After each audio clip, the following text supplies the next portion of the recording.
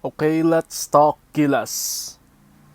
So, newly announced just a couple of hours ago from the SBP, the lineup for the FIBA Asia Cup, which is going to be in a couple of days. I think 3 or 4 days. So, the lineup is Kiefer Labena, Dwight Ramos, Will Navarro, Francis Lopez. Don't call him LeBron. I've heard the commentators say that. I don't know the reason, but don't call him LeBron, apparently. Gio Chu, SJ Belangel, Carl Tamayo, Kevin Kiambao, RJ Abarientos, and three new additions, which is Terdy Ravena, Ray Parks, and Poy Eram. So, first of all, I just want to say that I think with what we have and judging by the situation, I think that this is a good team judging the situation because I don't think PBA players was ever on the card.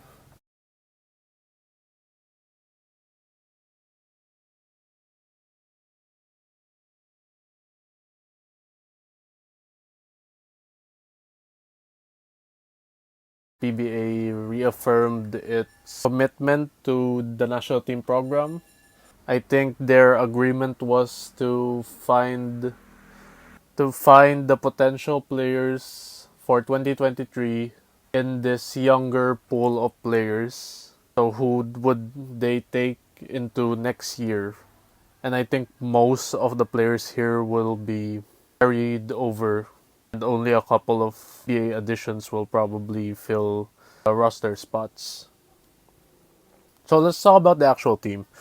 Um, I absolutely love that they got Ray Parks back, and I am very excited for what he can do, especially in combo with Kiefer Abena and Dwight Ramos, especially. We haven't really seen him in playing Philippine basketball for the past years since he was out of the national team lineup and out of Tokentex and went to Japan since he's had his issues with the TNT management and especially MVP. So I'm glad that there's some sort of resolve there because I think Ray Parks, if you really think about it, is one of the top three local talent in the Philippines. Probably one of the top three. So I'm glad that he's here and we can see him in an actual tournament.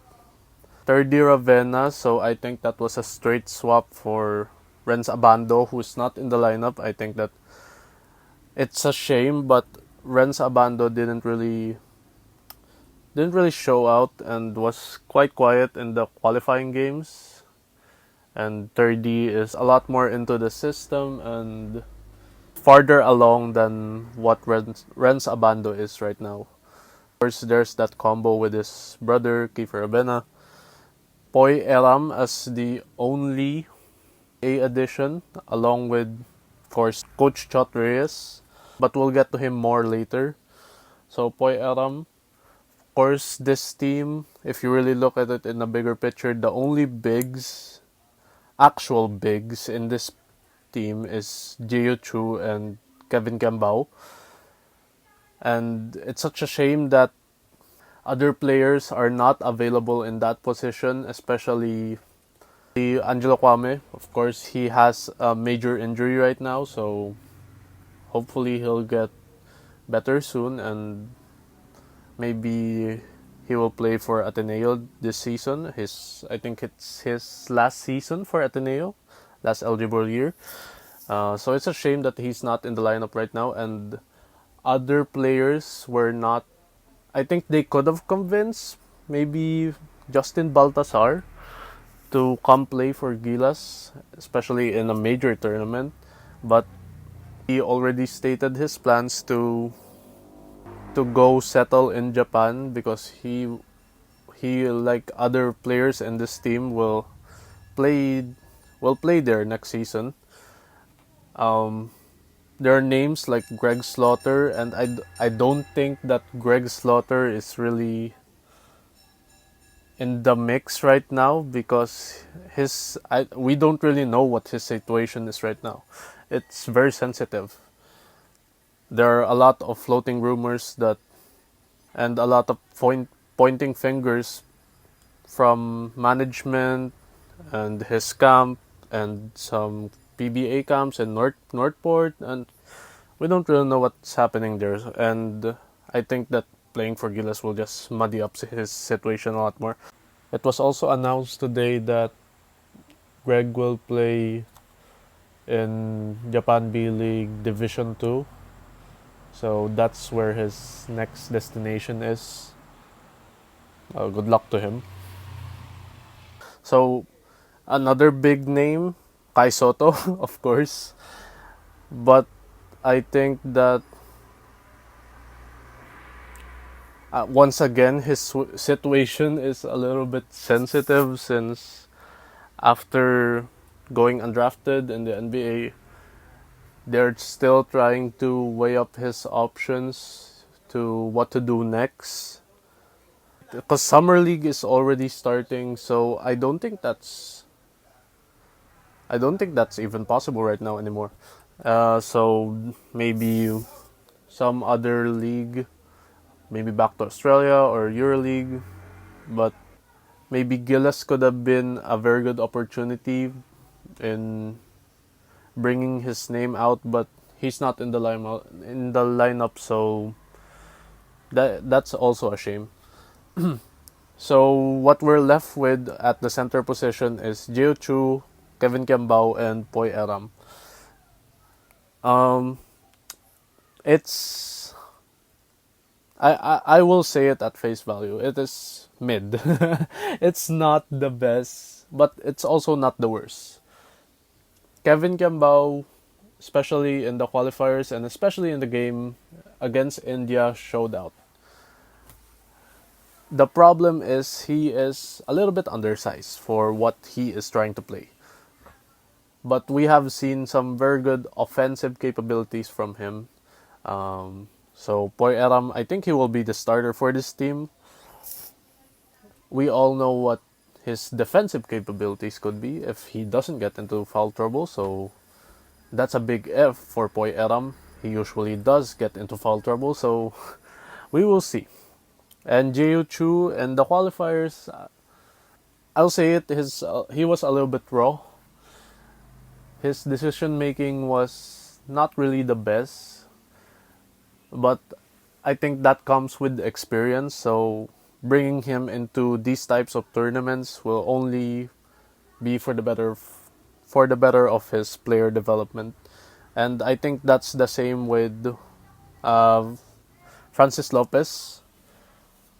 Of course, we all know him as the highlight guy or maybe the defense breaker, but he is still the youngest guy on this team, and maybe and bringing him into these types of tournament will only help him realize his potential. Other standout guys like Will Navarro, Dwight Ramos, Kiefer Abena, SJ Belangel, RJ Abarientos, we all know what they could be capable of. They have been staples of this new program that the Gilas national team is putting out, so it's very good to see them.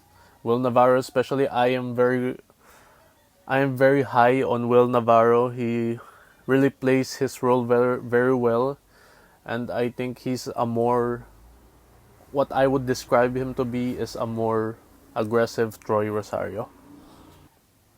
SJ and RJ, very good players in their own rights, definitely deserving in a spot in this team. Their combo really works. Maybe not. Maybe RJ Abarientos really did not show out and didn't really play well in the qualifiers. But here's to hoping that maybe in the major tournament he could be good. I would like to see them play a little bit better against New Zealand, who we also have on this group. along with India, and the other team is Lebanon. The draw really messed with us with that because we already played India and New Zealand in the qualifiers. I don't know if familiarity will be a detriment or an advantage to us. Maybe since we've added 3 new players and possibly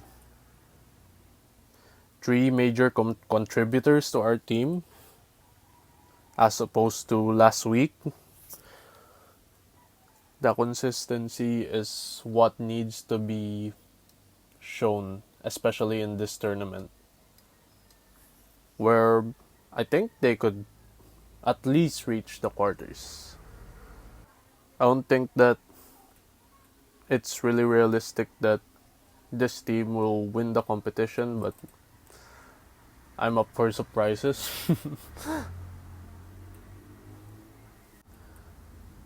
Other names that were left out of the pool was Richie Rivero and David Deponso. I think both were plagued by injuries these past few months and weeks leading up to the Asia Cup. So I think that put them out in the run, put them out of the running. So yeah. Some other names are Juan Gomez de Liano, who had a very rough stint in Japan this past season, and Kobe Paras, who last time I've seen is on vacation, so I don't think that they're really realistic for the Gilas team right now. I think there was a clear vision of what Coach Nenad was trying to do. It was unfortunate that New Zealand had great counters to it. The pick and roll play that he tried to implement, which worked better against India, but not as much as New Zealand, where they tried to blitz every pick and roll because of their size advantage. Of course, this team still has that weakness, especially in the guards. So hopefully, Coach Chot Reyes tries to implement and take some ideas from Coach Nenad's approach. Something that was not picked up in the TVs and something that I saw sitting in the Moa Arena was that Coach Chot Reyes was vulturing over and watching over Coach Nenad every time there was a timeout. He was just jotting down notes.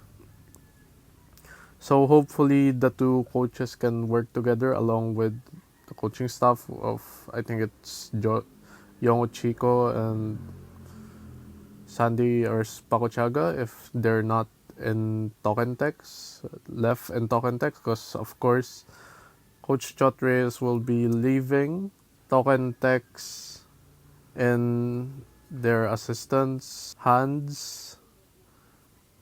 So they will be flying to Jakarta after Tokentex finishes its last game of the elimination phase of the PBA. He will be flying with Boy Aram to join the team very late. I think it's just a day before the tournament. This team should be flying to Jakarta, I think, tomorrow. So we'll see. I think the team has some very good potential, but I also think that maybe some other names could have been taken. The main one being Justin Baltasar, which would have really shored up our front line. But with what they have, I think they could still go pretty far. They don't really have to win a medal. They just have to show that they can play.